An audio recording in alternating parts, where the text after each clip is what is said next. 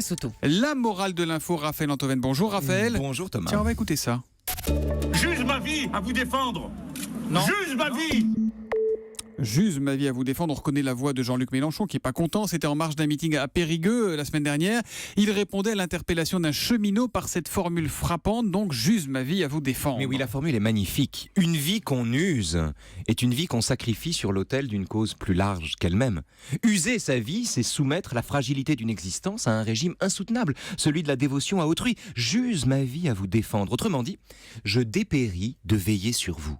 Je m'abîme en vous protégeant. Vos galères, c'est mon fardeau, c'est ma croix. Ah bah, dis donc, à vous entendre, c'est presque une formule christique. Là. Mais oui, mais précisément, pardon, mais qui, plus que le Fils de l'homme, Jésus-Christ, a justement usé sa vie à nous défendre ? J'ai livré mon dos à ceux qui me frappaient, dit le Christ, mes joues à ceux qui m'arrachaient la barbe, je n'ai pas caché mon visage face aux outrages et aux crachats. Alors, c'est pas le même lexique, ni le même contexte, ni la même passion, si j'ose dire, mais c'est le même discours. Le discours qui rappelle au destinataire la condition mortelle et les souffrances de celui qui se dévoue. Ouais, si vous voulez. Enfin, sauf que je ne vais pas le vexer en disant ça, mais Jean-Luc Mélenchon n'est pas le Christ. Vous ne le vexerez pas. Mais vous avez peut-être raison d'ailleurs. Mais que disent les lamentations de Mélenchon ? Qu'est-ce qu'on entend sous la voix qui se brise et le sacrifice qu'on brandit ? Bien que, comme le Christ, Jean-Luc Mélenchon n'est qu'un homme, justement, pas un dieu. Et que de temps en temps, il n'en peut plus des meetings, des combats, des grèves et des cheminots. Bien sûr, leurs vies sont difficiles, mais qu'est-ce que les journées sont longues.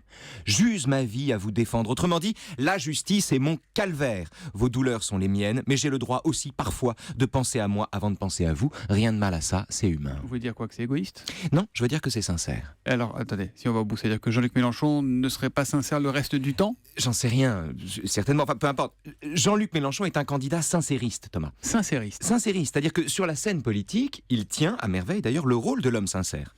Mais son discours, comme celui des autres d'ailleurs, est toujours conçu pour plaire à son électorat. L'affectation de sincérité est toujours, ou le plus souvent, au service d'une parole attendue.